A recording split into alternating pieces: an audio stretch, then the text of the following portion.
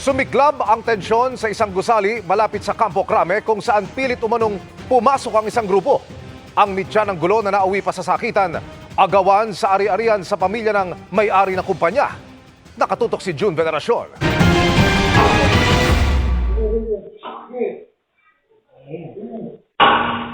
Puwersahang pinasok ng isang grupo ang VV Sullivan Building sa EDSA San Juan, pasado alas 3 ng madaling araw.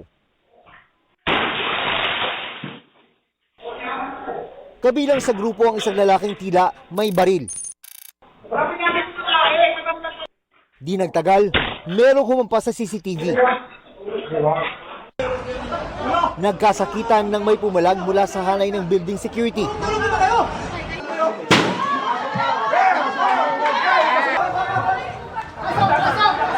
Muling tumaas ang tensyon pasado alas 10 ng umaga nang suguri ng building security at iba pang empleyado ang grupong pumasok sa gusali. Nakakakla ba kayo ha? May mga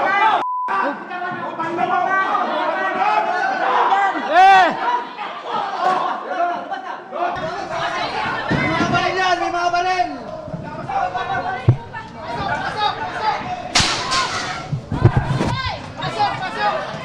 Sa huli, wala ring nagawa ang nasa 100 lalaki at babae na pumasok sa building. Kulong lahat yan ha. Kulong lahat tong mga to ha, please. Depensa naman ang isa sa mga nahuli. Sumunod lang sila sa utos ng kanilang security agency.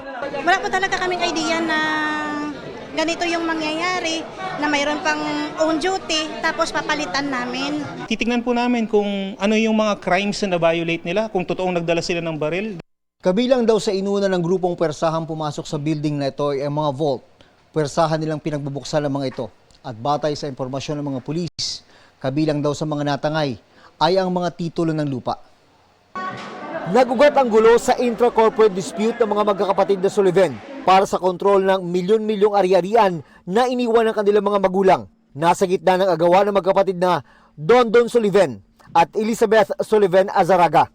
Even without documents, proper documents from court, may gustong umagaw. Because that's absurd.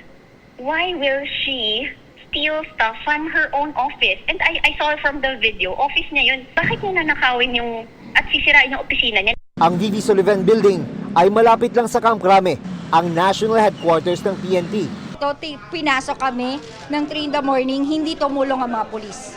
Tumatawag kami 3 in the morning several times, until 4 in the morning, wala. 5:30, wala. Siguro we'll talk with them just to check what number they called. At titignan po natin kung totoo po na tumawag talaga at hindi nagbigay ng appropriate assistance ang pulis in a timely way, mananagot po yung ating kapulisan. Para sa GMA Integrated News, June Veneracion, nakatutok, 24 oras.